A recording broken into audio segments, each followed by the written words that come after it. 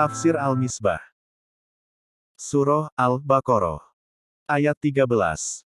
Apabila dikatakan kepada mereka, berimanlah kamu sebagaimana orang-orang yang lain telah beriman.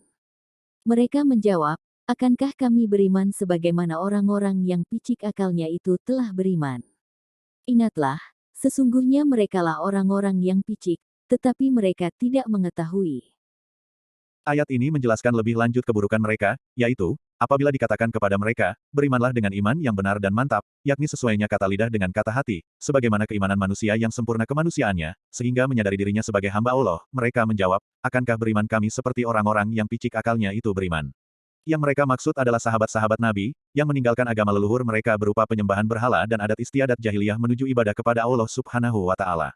Sahabat-sahabat Nabi itu pada umumnya adalah orang-orang tak berpunya. Kebodohan orang munafik dan ketidaklurusan logika mereka, tampak dalam ucapan di atas. Sekali mereka mengaku telah beriman, di kali lain, seperti di sini, mereka menilai orang beriman sebagai orang-orang yang picik akalnya. Demikianlah, terlihat kontradiksi-kontradiksi dalam pemikiran orang-orang munafik. Hal ini karena mereka tidak memiliki pegangan kecuali kemaslahatan duniawi, sehingga ucapan dan tindakan mereka berubah-ubah sesuai dengan kemaslahatan yang berubah-ubah pula. Allah menyanggah mereka tanpa mengarahkan firman-Nya kepada mereka, karena mereka tidak wajar untuk diajak berdialog, sesungguhnya merekalah orang-orang yang picik, tetapi mereka tidak mengetahui. Kalau orang-orang munafik itu bodoh dan tahu, atau merusak dan sadar, bisa jadi mereka dapat memperbaiki diri. Tetapi keburukan mereka justru berganda. Mereka adalah orang-orang yang merusak dan merasa memperbaiki, dalam ayat 11, dan bodoh tetapi merasa diri pandai, dalam ayat 13. Pada ayat yang lalu, mereka dinilai sebagai tidak menyadari, dan di sini sebagai tidak mengetahui. Pemilihan penilaian tersebut sungguh tepat, karena pada ayat 11 mereka dinyatakan melakukan pengrusakan, dan ini adalah sesuatu yang jelas dan mudah diketahui. Rasa adalah sesuatu yang dimiliki oleh semua yang hidup termasuk binatang. Bila rasa telah dinafikan dari seseorang, maka tingkatannya lebih rendah dari binatang. Adapun pada ayat 13 ini, yang dinafikan adalah pengetahuan karena pembicaraan ayat ini menyangkut iman, sedang iman memerlukan perenungan, pikiran, bahkan menjadi semakin kukuh jika dibarengi oleh pengetahuan.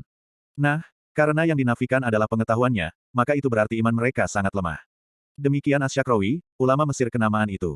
Thohir Ibnu Asyur berpendapat, bahwa pemilihan kata tidak mengetahui di sini, bukan seperti ayat yang lalu, layas urun, berarti tidak menyadari, karena sifat kepicikan mereka sedemikian jelas, sehingga tidak perlu dinyatakan untuk ketidaktahuannya.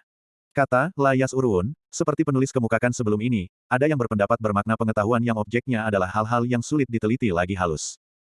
Memang, kepicikan akal yang terlihat pada percakapan atau tindakan kaum munafikin cukup jelas, antara lain seperti ucapan-ucapan mereka yang diabadikan oleh ayat ini, serta sikap mereka yang mendua, sekali ke sana dan sekali ke sini. Ucapan di atas, boleh jadi lanjutan dari ucapan mereka yang telah direkam pada ayat 11, dan boleh jadi, kandungan ayat ini merupakan ucapan sekelompok orang munafik, yang telah lelah dengan kemunafikan rekan-rekannya, dan tidak lagi menemukan satu cara baru, untuk mengelabui kaum mukmin. Kata, Anas, berarti manusia, yang dimaksud di sini adalah orang-orang tertentu, yang ketika itu telah dipahami oleh mitra bicara dan ada dalam benak mereka, yakni pengikut Nabi Muhammad Shallallahu Alaihi Wasallam. Ada juga yang memahaminya dalam arti, manusia secara umum. Kata tersebut, oleh para pengucapnya dimaksudkan sebagai ajakan kepada mitra bicaranya, untuk meninggalkan apa yang selama ini mereka lakukan, dan hidup beriman seperti manusia pada umumnya. Bukankah manusia terdorong untuk meniru orang banyak, yakni meniru manusia pada umumnya? Pendapat terakhir ini tidak didukung oleh konteks ayat, tidak juga oleh jawaban orang-orang munafik itu terhadap ajakan ini, sebagaimana terbaca dalam ayat ini. Ada lagi yang memahami, kata Anas, dalam arti manusia yang telah mencapai tingkat kemanusiaan yang terpuji, yang mengikuti tuntunan akal yang sehat. Yang terakhir ini adalah pendapat pakar tafsir, Al-Baidawi.